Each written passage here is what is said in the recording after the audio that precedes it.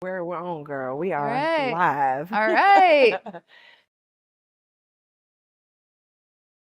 Hey, welcome to the Actors Talk with Gabby Kennedy, and we are being presented to you by URBANFEST 360, a film festival that's happening in the heart of Orlando, September 20th and 21st. Today, I have joining me Vyky, who is a filmmaker of Recall. You can see her beautiful poster right behind her. Recall is an official selection of URBANFEST. So Vyky, I have my introduction here, but I want to give you a moment to introduce yourself to our audience. I'm glad to be here. Thank you for having me. And I'm excited for URBANFEST 360.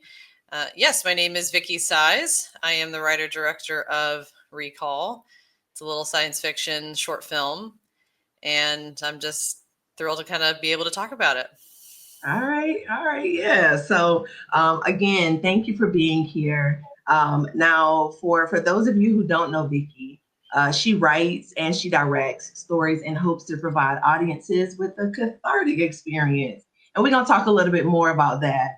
She's definitely drawn to sci-fi and biopics that showcase characters in extraordinary situations, sort of like Recall, which we'll hear all about in just a few. Another great thing that Vyky is doing is that Vyky gives back by having an initiative called 100 Voices of Florida. Is that right, Vyky? Yes. Vyky, Yeah. did I say that? 100 Voices of Florida. And that brings opportunities to filmmakers in Florida, which we definitely need more of that to highlight all of the great filmmakers that we have in Florida. Now, since we're talking about 100 Voices, I want to just sort of bring that to the top. Can you tell me why you started this initiative with your sisters? Yeah, just and we'll probably talk about it at some point as well. But initially, this all started. Before filmmaking, I was an educator, and I taught in high school for almost 10 years, and it was one of the driving factors in doing that was about giving back to my community and just kind of uplifting people, especially my students that I had. So I never lost that, even though I left secondary education. I never lost that sort of kind of thinking back or always thinking of ways in which I can give back. So when I started to pursue filmmaking, it kind of siloed a little bit into that, and always wanting like where you're from to kind of be represented a little bit more. We have so much creativity in Florida that we kind of know here, but not so much is known about us sort of on a more larger scale. So just sort of anything to kind of showcase our creativity as a community, and then understanding that filmmaking takes time, it costs money, and not everybody has those resources. So just trying to think of ways on how we can, not just support filmmakers in theory, but support them proactively with funding. Yeah, absolutely. Absolutely. When you talk about funding, that's music to a filmmaker's ears, because that's one of the hardest things is to fund your film. So for people who are looking for more information about 100 Voices, where can they find more info? Probably the easiest way is through social media. We're on Instagram and TikTok at 100vof.film.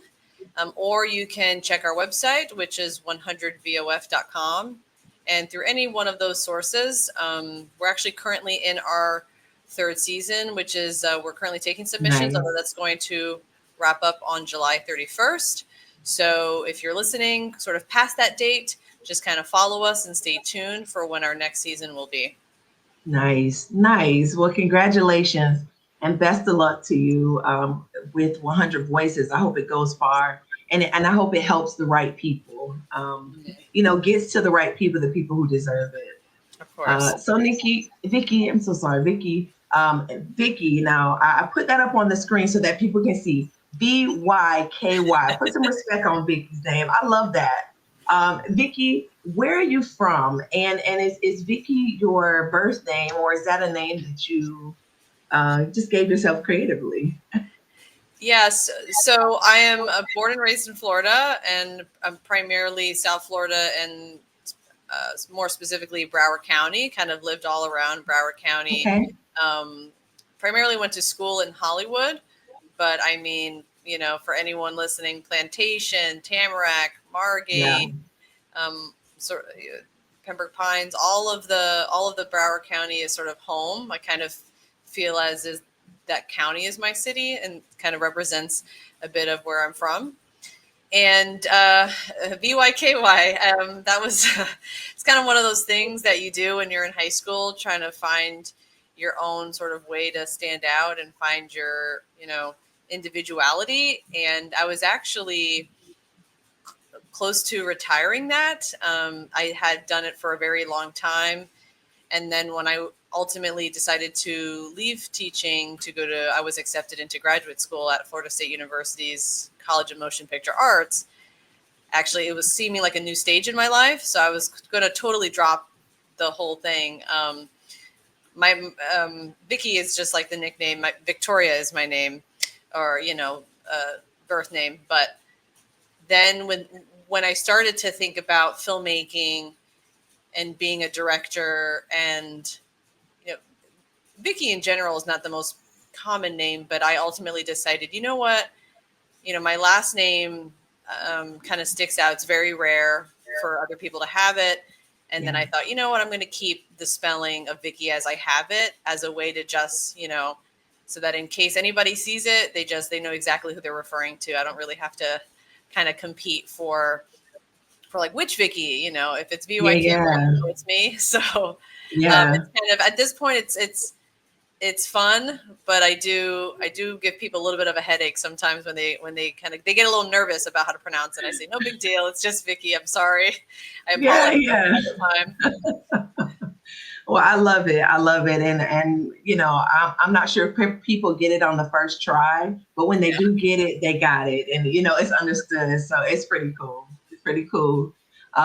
So, Vicky, how does your background or your roots influence your style as a storyteller? You mentioned you're from Brevard County, maybe a little bit of your heritage. How does that play into the way you see through a lens as a director? So yeah, it's kind of hard to say. I mean, I'm first generation. My parents are Hispanic immigrants from Dominican Republic and from Uruguay. So I definitely don't deny that possibly had a lot of impact on me, growing up, and just sort of the way that I was raised. But a lot of it, I think, with my storytelling mainly comes from the values that they tried to, or that they instilled. Yeah. Just kind of remembering sort of what's important, treating everyone with respect, having empathy, and all those sort of different things. So I try to focus more on that in my storytelling, and just use that as a tool to kind of showcase what I think is ultimately most important, which are my values. Yeah, yeah. I respect that. And you saying you have Dominican and Uruguay. Yes, Did I see yeah. that right? All right. That's why you're absolutely beautiful. So thank you for telling us that. Now we can see where all that beauty comes from. Thank you.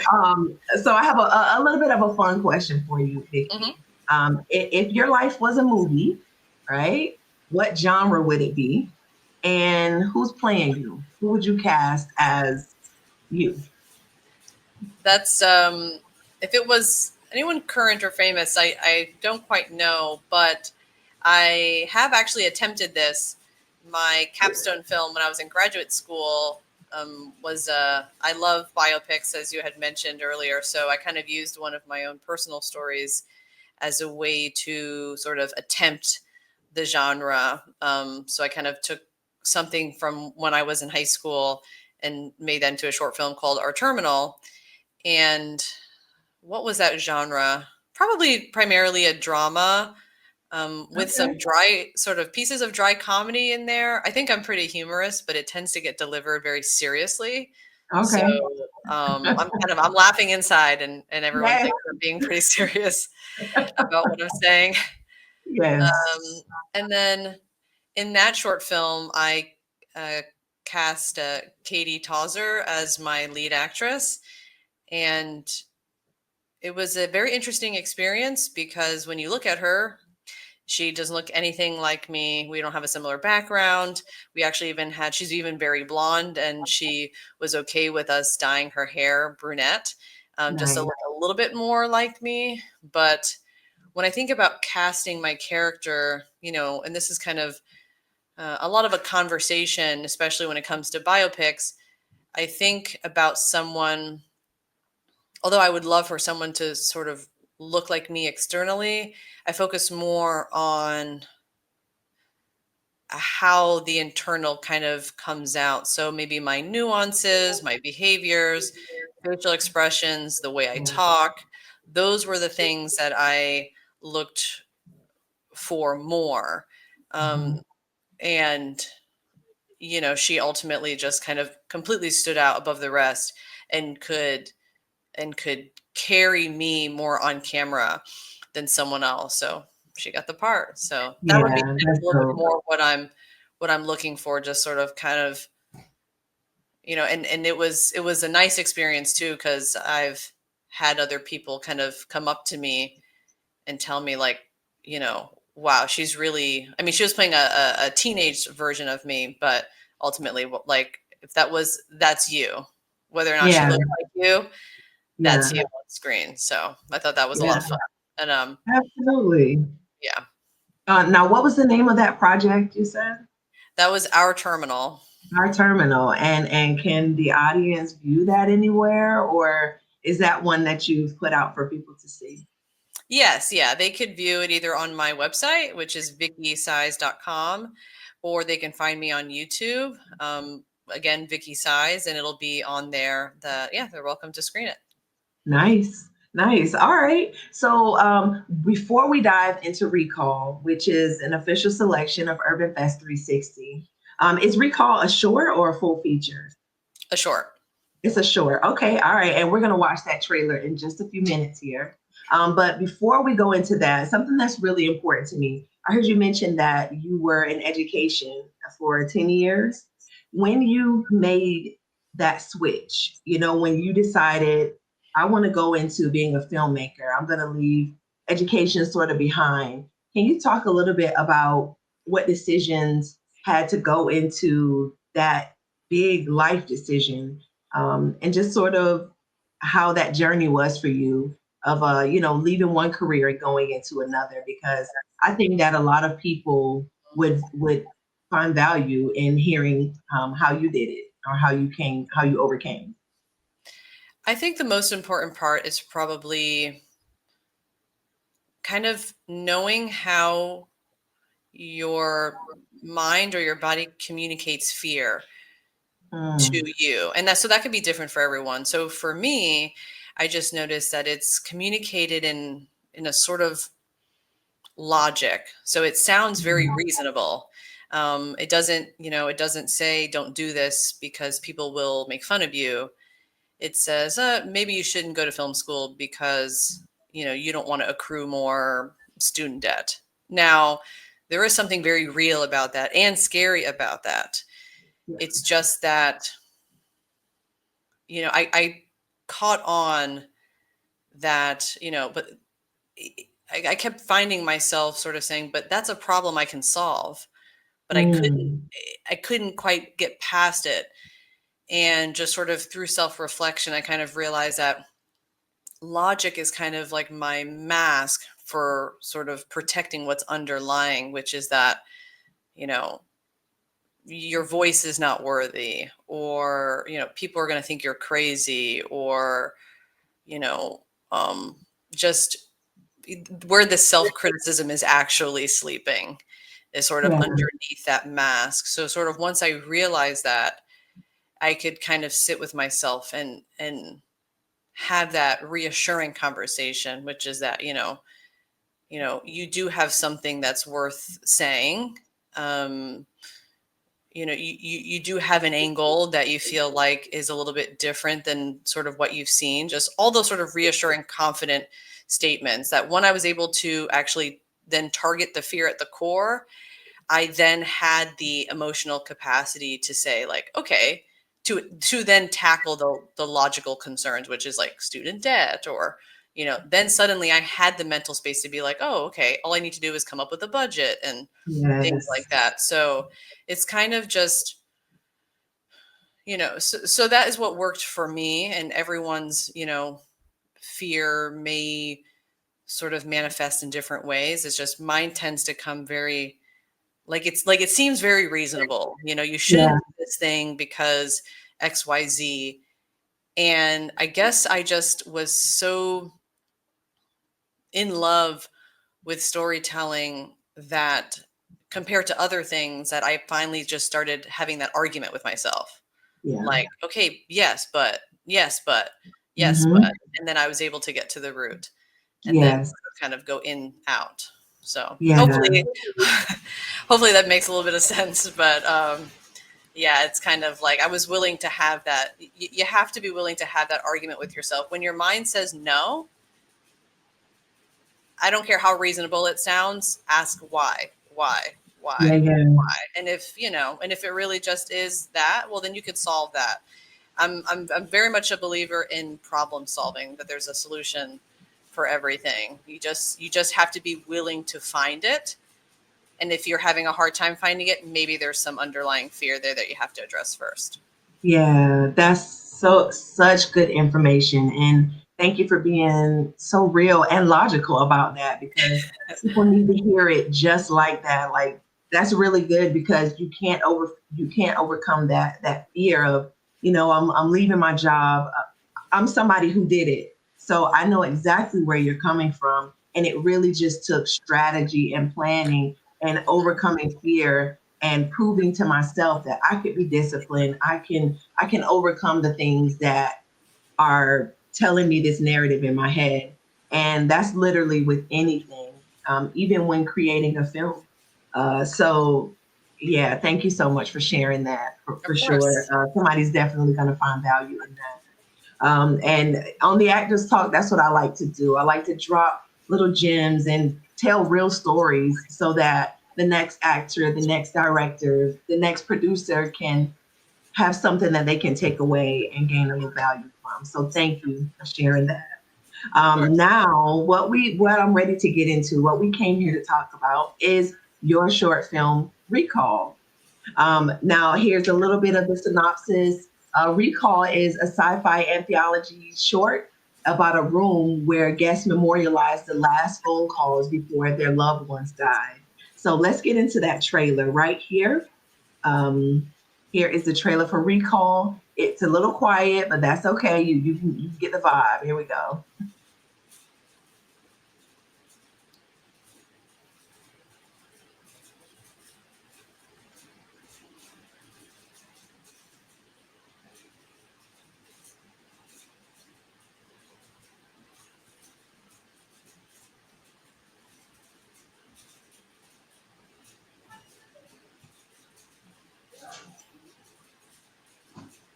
And that's it. Short and sweet. I love it because it left me feeling mystery. Like I want to know what's going to happen next. I want to know who that lady in red is. I want to know what those conversations were. Can you tell me a little bit about how you came up with the name Recall and what's your message behind this film? So, two questions. How did you come up with the name Recall? And what is your message behind this film? So, Recall just kind of came from I love I love a simple good title. And I was trying to I tend to like focus on one word if possible, like as little words as possible for a title. And I previously had made a short called Restore, and it has like similar themes, and it's also a science fiction short. So for fun, I just started thinking of like, what are words that maybe also start with an R, and then also kind of represent what the characters are doing in the story. Yeah. And then eventually just kind of, through a thesaurus and thinking of different possibilities, then I thought of recall, because they're recalling memories. And then just being a little on the nose, which the fact that they're making phone calls, it just kind of seemed like it lended itself. And it was a little bit of a inside joke, because Restore, um, he's kind of restoring memories in that one, and it also takes place in a store. So it's a little bit of a corny jokes in there for me, but No. it happened to fit the story perfectly. And Yeah. actually, when I found the titles are so important to me, that when I found the title, it was when I solidified, I want to make this film. Because I knew, when I know what something's going to be called, then suddenly I have like the fervor to just make it happen. Yeah. Yeah. All right. So, Yeah. what inspired this story for you? Oh yeah. So there's a two part there as well. The first part is just, I think we've all had those different experiences, whether they were phone calls or in-person conversations, of just, when you look back, you kind of wish you didn't say that thing. You didn't know, that might be the last conversation with someone if they ended up did passing. And so I just, having sort of reflected on my own experiences of just things that I wish I could take back, that you said, or in an argument. So that's sort of like one piece. And then the second piece was, I kind of had this, I imagine that we all kind of have this moment. It's like, this thing logically, but then there's the point in which it hits you. And by that, I mean, I had that realization a couple of years ago, when I finally understood that one day my parents will no longer be here. Mm-hmm. And that was a bit of a harrowing feeling. It kind of like, like I said, it logically, but you're also supposed to feel like they'll always be around. Yeah. And as I'm getting older, they're getting older, and it just kind of impacted me. And I was, starting to think about, oh man, I hope that whatever that last conversation with them is, I hope that it's okay, that it's like not a fight, it's not an argument, and things like that. So, which is also funny for me to worry about, because we all get along pretty well, but you just never know. You could just catch something on a bad day, and then life happens, and then now that's the last memory that you live with. So kind of with those two things combined, I just wanted to tell a story that really kind of for myself, to remind me, and then hopefully, for anyone who understands that feeling of just prioritizing what's important, making sure that you don't say things you don't mean. That's not to say that there won't be conflict and things like that, but just kind of always try to keep in your mind what's important, so that you can always put your best foot forward. Yeah. Yeah. That's a good message. And now that you explain it more, I think immediately, my mind just went into how I feel when I'm grieving. And recently I lost a great aunt and then an uncle, like back a week apart. And it really got me into my feelings, like feeling gosh, yeah, I'm getting closer. I felt like I'm getting closer to losing my mom. So immediately I go into this mindset of like, what can I do about losing somebody? We're all put on this earth. From the time we're here, our clock starts ticking. Yeah. And I just feel like I'm gonna start spending more time with my mom. I'm gonna pull her in closer, try to talk to her every day if I can. Because sometimes my mom will be but she be talking about a lot of stuff. But I'm just trying to like make sure that I'm spending not these last moments. You know what I'm saying? Like, that's dramatic. My mom is in great health, and I'm so grateful. But just thinking about recall, it just puts me in this mindset of how I feel, when I'm grieving, and how did I spend my last moments with my aunt who I just lost, or my uncle who I just lost. And I don't know it. So this one is kind of close to home for me, because I mean, these deaths were like 2 weeks ago, back to back. So now here I am thinking about recall. It's like, that's what I love about filmmaking and the messages behind these films, is because somehow it's all connected. If I'm sitting here in this room with you talking about Recall, a film that you created, this is all connected, so I just a moment for that, because I just respect that process.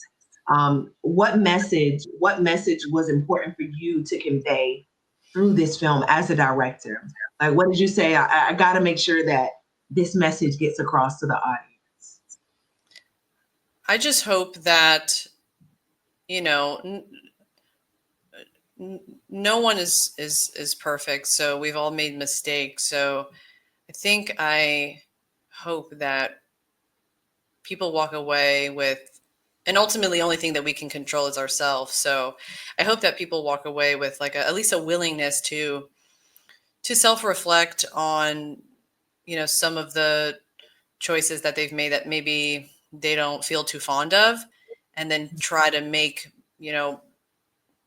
better decisions sort of moving forward, especially in heat of the moments. And just, sometimes it's a privilege to even, get annoyed with, how long somebody's talking, or, and just in all the Yeah, little ways that, our family can just, rile us up because they know us. All of those things ultimately are privileges, because they're able to do that because they're here. yeah, So just to kind of not forget that is what I hope that kind of carries with the audience.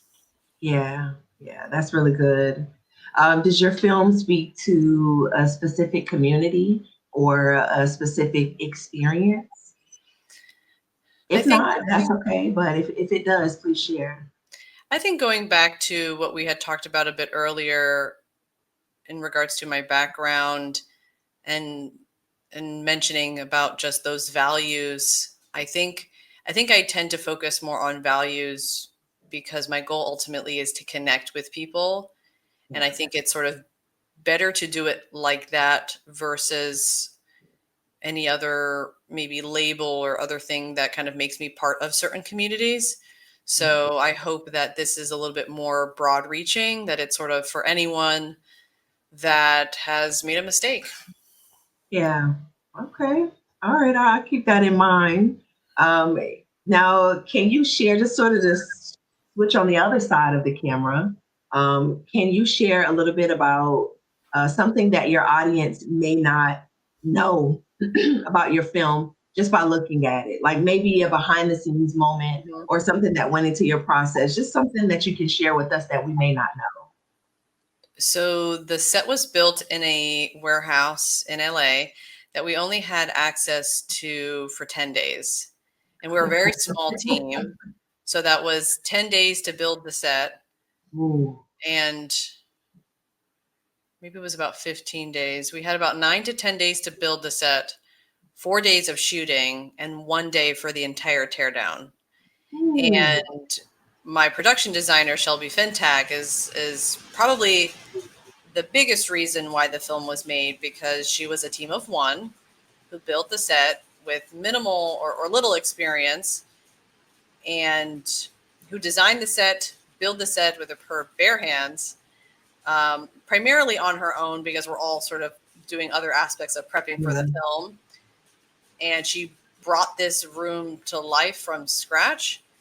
And then we shot the film in 4 days, and then eventually, the full crew came together and kind of also assisted her in sort of final touches of like bringing the walls all together for the room. Yeah. And Yeah. then we shot it in 4 days, and then her and I tore the whole thing down in in 1 day, and then it was like it was there and it was gone. And that was it. Nice. And that Nice. was and that was there was no opportunity for pickups or anything like that. So we needed to get everything we needed to in that tight time. and it was all going to be trashed after that. It was the first time I built a set for one of my, or had a set built, I should say, because I didn't quite do too much on that for one of my stories. So it was a bit of a sadness to kind of see it all tear down and just basically end up in the trash. Yeah, you can't pass by it anymore and say, "Oh, that was that," But Yeah. yeah, that's pretty cool. So moving forward, do you prefer that built set feel, or are you more of a location person? Like, what do you prefer over having that experience? I think when you find, it was definitely an interesting experience because you have a more control when you build the set. You don't have to worry about weather. You have more control over the lighting. And in this particular example, it was a bit tough because we were such a small team. Initially we wanted to be able to move the walls around and in and out so that we were able to get a variety of different coverage. But then ultimately we were just too small and the room just had to stay built. And then so we kind of had to work with the tight spaces that that were there. But when I find but there's nothing like a really good location, but it has to be really good. Yeah, That it's almost kind of doing a lot of the heavy lifting for you in regards to design and stuff like that. So, I mean, if anyone is interested, probably one of the best examples of that is in my short film Restore, which is on my website at vykysaiz.com. That was an abandoned Winn-Dixie. And I mean, it looks post-apocalyptic, and my production designer for that film also added all these little details, but so she was able to more focus on the small details that the audience kind of takes for granted, and then the space itself did so much of the work. I mean, it's an amazing location. So there is something extremely special about when you find the right location. yeah. I'll write a story for a location if it's that good. So. Yeah, I feel that. So when you were considering Urban Fest 360 and making your submission, what made you submit Recall over Restore or Recall over one of your other projects? What was special about this story that you wanted to tell it at Urban Fest 360? I think, I mean, the main reason primarily is just sort of at first being that it's the most recent work that Yeah, I had produced at the time that the submissions for Urban Fest 360 were open. And then I think ultimately, so I don't recall right now if there was any sort of, certain festivals have like restrictions on how long something's been out. But even if there weren't any restrictions, I think I still probably would have submitted Recall because it's it's probably time. the work that I'm most proud of. As of now, I've liked my progression so far with all of my work, and then ultimately, Restore was one of the films that I made when I was in graduate school at Florida State University at the film school, and I loved my experience there, and I made a wonderful film, but ultimately uh, Recall was sort of my next step, sort of just me, and what sort of I was able to do entirely on my own. So I'm very thankful for those experiences, but I wanted to kind of showcase, okay, this is what I can do Yeah. without the safety net of the film school. Yeah. Now I know grad school like that. There's so much to learn, so much meat and potatoes of what you take. But that's just the first thing that came to my mind about what you take away from film school. If you could say, this is the first thing that pops to your mind. This is what I took away ultimately from going through that program at Florida State. This is the one thing that I would say holds the most weight to me. What would that be if you could share? Oh man. So I know. so so when it comes to ultimately their curriculum is the shining star here. But since there's so much that you do curricularly, I'm just going to kind of hope that the audience just sort of trusts my words there. It's very hands-on. You go through all of the stages of filmmaking, so you really see how it gets made, and they simulate the industry extremely well. And when I was there at the time, I wasn't quite too sure of that, but then upon graduating and when I was in LA, really saw it. It's not kind of until I graduated that I knew for sure, like, wow, I got an amazing education. But if I kind of had to highlight just one thing, then I would say that given the sort of intensity and rigor of the program, one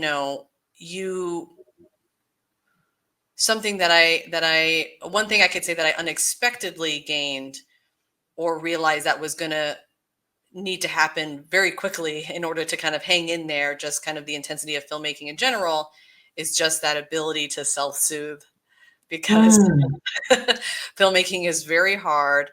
It's very stressful. There's a lot of things that are out of your control. And even anything that is in your control, you're still collaborating with a lot of other creatives. The school kind of represents itself as more of like a studio head. So you're kind of like working with the studio, working with your crew, you're working within a tight budget, and all of these things are a lot to handle, regardless of what age you are or what background you come from. So just that, very quickly I said, if I need to know how to calm myself down, relax, take a deep breath, think clearly, sometimes you may cry a little bit, but it might be in your car, like all of those things, just sort of like, how do you regulate when things are just feeling like out of this world? And that skill, that sort of accidental skill that that the being in the program instilled in me, has helped me tremendously in so many other aspects of my life. Yeah, in all the aspects of life. Like that's a good takeaway to come away with. Like, if I can do this for myself, I can trust myself. That's everything. Like that's a life skill that you walked away with, not just for filmmaking. Yeah, for sure. Can you tell me, do you have any special thanks, or who helped you put this project together in regards to your team? Any special thanks you want to give? So, man, it's hard not to thank everyone, but if I had to really simplify it, I think on the crew side, I definitely got to give it up to my production designer, who I mentioned already. Vyky. Yeah, can you hear me? We lost a little audio here. Can you hear me okay? I can hear you. Can you hear me? Yes, I can. Perfect. So if you just go back into talking about your team. Yeah, so I'll sort of break it up into two parts. That's tend to be how I answer questions, I've come to realize. So for the crew, I mean, ultimately very thankful for everyone who stepped up and showed up. But I do got to highlight my production designer again, Shelby Fintack, who I mentioned earlier about building the room with her bare hands. And then my DP, my cinematographer, Morgan Lindsay Miller, who I've been working with since film school. I've actually been working with both of them since graduate school. And Morgan has been along for the ride every step of the way. Every time I call, she answers. And we're always sort of continuing on this creative journey together.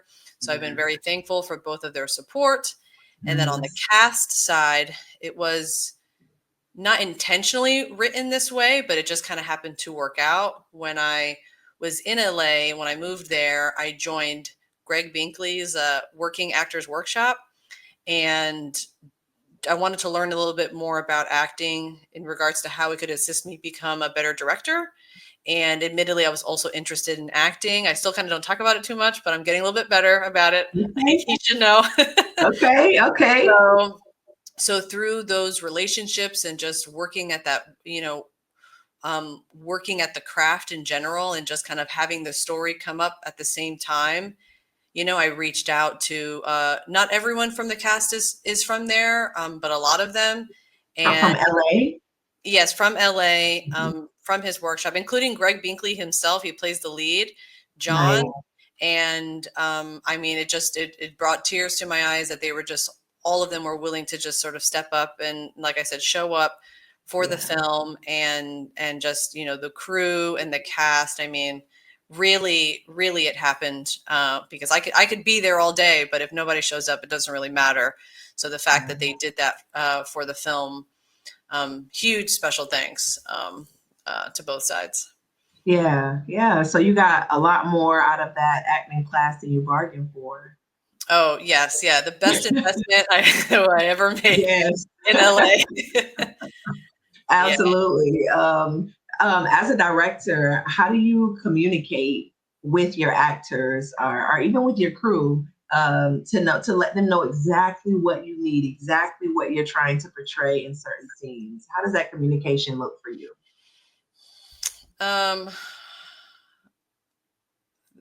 Sorry, I'm laughing. I haven't even said anything yet. Probably, um, probably making it seem like it was their idea is the best Hey, way. nice. Nice. Now I see why you're laughing. Yes. Yeah. Yes. That's just, I don't know how else to put it other than that. It's Yeah. just very true. It's just sort of, you have to know exactly what you want. I'm Yeah. willing to make some changes on the spot, although I am a little bit of a script stickler. I kind of like to sort of stick what's on the page there because it has a very clear vision in my head. Yes. But kind of how do you sort of get what you want to see on the screen, whether that's a look or a performance. Yeah. It's just sort of communicate it in a way to them so they kind of like, oh, like they kind of think that they had this light bulb go off and they feel Yes. good about it too, like it was their idea. And I'm like, you're right. Yes. That's a great Yes. idea. I didn't think of that. Yes. um, That's how that's you make kind of great films right there. as well as just, and this is something that I tell other filmmakers in general, is just that sometimes, you know, you could have a very, very clear vision of what you want it to look like. But, it is a collaborative process and people may have ideas. So I also tell filmmakers to just say yes, that it takes a lot less work to just say yes and give that cinematographer or give that actor, like, just give them that take of whatever it is that they want to do, Yes. and that just give them that, because Hmm. ultimately, you don't have to use it in the long run, and if when you're in edit, and when you're in edit, I don't know, you may be surprised by what they brought may actually work. So Yes. just say yes if it's not really going to eat up your time, and they feel really excited about it. Use that as a boost for their continued excitement to be a part of the project, and just say yes, and then just go back to what your plan was after that. That's really good. That's really good. That sounds like a great director to, just let people have their liberty and they walk away with feeling good. And ultimately that's what the whole experience is about, is to create a Yeah. great film and to feel great about the work that you're putting out. So that's dope. That's dope. Thank you for sharing that. Who would be a dream actor or a dream director, or if you have both, that you say, this is somebody I definitely want to work with in my career? Oh man, there's so much talent out there. Yes. Only you got to narrow it down though. One actor, one director. Okay, so then I will say, and actually either of them could do either one, and I think I would be very happy with that if they either wanted to act or be the director. Um, but when I think of actor, I definitely think of Emily Blunt. Okay. Just, I mean, Nice. her range is just from Yeah. family to drama to horror.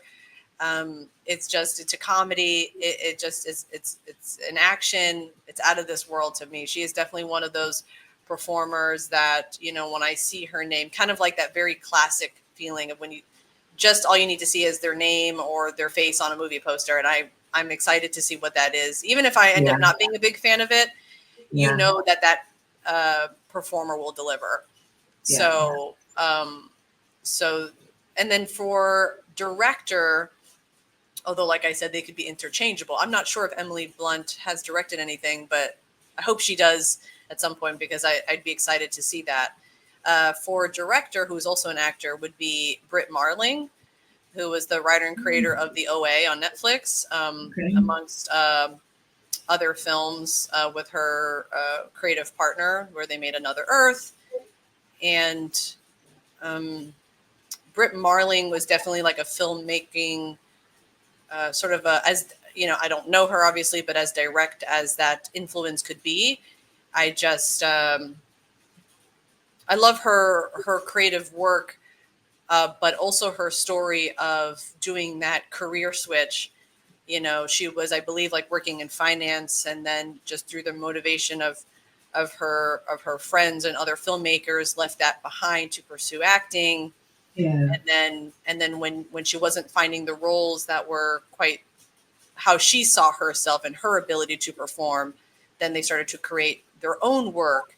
And just that sort of trajectory, I just found that to be very inspiring, and kind of have used that sort of in my own way of just sort of believing myself and stepping outside of what I thought I had to do to what I could possibly do. So both of those, as an audience member, especially, Emily Blunt kind of takes it away from me every time. And then as a filmmaker, and as a person that, you know, you kind of take a chance on yourself, I definitely got to go with Britt Marling.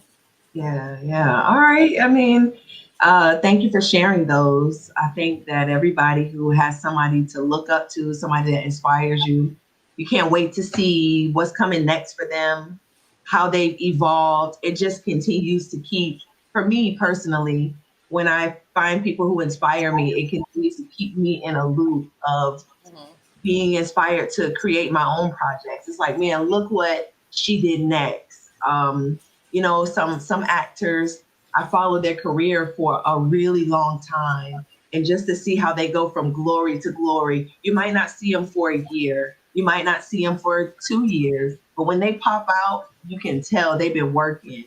And the evolution of who they are and their art, I love that. I feed off of that energy, and it helps me in a big way. So I understand what you're saying, especially Emily Blunt. I'm a fan of hers too. So what's next for Recall, or what's next for you? Are you working on another project right now, or are you planning to continue to premiere Recall in film festivals? What's next? Yeah, so at the end of 2025, we'll probably end the festival run for Recall. So there's a couple sort of more in line that I'm excited about, and then at that point, probably early 2026 is when I may make it public for viewing, either like on my website or on YouTube, things for anybody to see. But I am currently in development on the next installment of this sort of sci-fi anthology I'm working on, short film. So that one is Reflection. And so the script is written, and we're currently location scouting. So we're kind of like in a development, almost walking into pre-production, as we're location scouting to see where we'd like to shoot and who's willing to let us shoot there. And yeah, I hope to one day, I could keep making many and many of these sci-fi films that start with the letter R, but I would like to sort of, at least with these three, maybe one day kind of put them all together. Because they're kind of in like a similar-ish universe, kind of inspired by like a Black Mirror show. So kind of doing sort of my own version of something like that, where they all kind of line up together. But yeah. Nice. Well, since you're in development stages, I have to plug myself in. Give me a call. I would love an opportunity to audition. I'm not gonna say give me a role, but I feel confident about my auditioning skills. So give me a call. Hook me up. You got it. Yeah, for sure. And I'm in Florida. I'm not too far from Broward County. So all those little towns you were mentioning, I know exactly what you're talking There about. we go. Yeah, so will we be seeing you at Urban Fest 2025? Will you be present? Yep, that's the plan. All right, all right. Well, you'll see me there. Sounds Please good. stop by my red carpet. Give me another interview. I would love to hear from you and connect with you. Will you be bringing anybody from your team with you? As of right now, I'm not sure. Most of them are in, um, or maybe everyone Okay. is in LA. Yeah. But I'll definitely, every time I'm at a festival, I take pictures and I send it out to them again to continue to let everyone know that, this hasn't died. We're still kind of, Yeah. promoting it, showing it. People all over the country are seeing it, just to kind of keep them excited about it and motivating their, for their own creativity and other projects that they may be Yes. pursuing. So, but yeah. Yes. And Urban Fest has projects coming in from everywhere internationally. So when people put their eyes on Urban Fest, it's not just Florida or Orlando. This is reaching out of the country. So hopefully you'll have some of those opportunities to network, and maybe you'll have some international vibes going on in your next few films. You never know where you could go when you get in a space like this, to connect and meet people. Um, Urban Fest has some great panels lined up. So as soon as those panels drop, make sure that you check out what's going on. They have a really great one called Blind Sides, where you get to show your acting chops. It's a sort of an actor showcase. So if you in the mood, you mentioned you had an acting class, then stop by Blind Sides. There'll be some other panels there talking about financing, how to finance your film. You seem like you would be great if you have some marketing to bring about 100 voices, maybe for the next selection of it. I think that would be really great, especially for actors and directors on this Florida market, because we need it. We need us. That's true. So before we end, I want to make sure that I didn't miss anything with you. I know that on your website you mentioned that you have other projects there. What is your website, and where can we learn more about your work? So for me, it's just Vyky Saiz, VYKYSAIZ.com. As you can see, sort of my name is up there. Yep. And so just VykySaiz.com. I don't have my own personal social media. I was just a millennial enough that it's just not, it's not for me so much, but I do kind of mainly share the 100 Voices of Florida social media. So that's 100VOF.film. And that's Instagram, and that's TikTok. And yeah, on my website, you can kind of add your email to sort of keep up with any sort of updates. But yeah. All right, all right. And how can we support you? I mean, I know that you mentioned you have your website and these other outlets where we can connect with you. But as a filmmaker, what does that support look like you from your audience, from your friends, your family, the people who support you? How can the community of filmmakers support you? Yeah, I think I would. I think I would continue to say 100 Voices of Florida, because even though I'm not so much always talking about my work. I mean, I do have YouTube, so if you want to subscribe on YouTube, you can. Again, Vyky Saiz. But I think that 100 Voices of Florida is really something that showcases one of my true passions.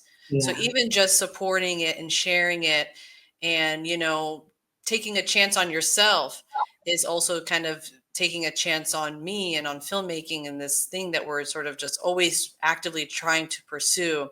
So just sort of, if you have a short film that you already made, or if you have a that you're looking for sort of funding for, maybe you want to pay your actors, maybe you need some festival fees, or if you have a script that you would like to get off the ground, that maybe you need to pay for a location, or maybe you need some money for food, for production, or for post-production, anything like that. Supporting me, the best way to do that is to support the grant, and really just to do that by taking a chance on yourself. So that would be the best way that I could say, is through 100 Voices of Florida.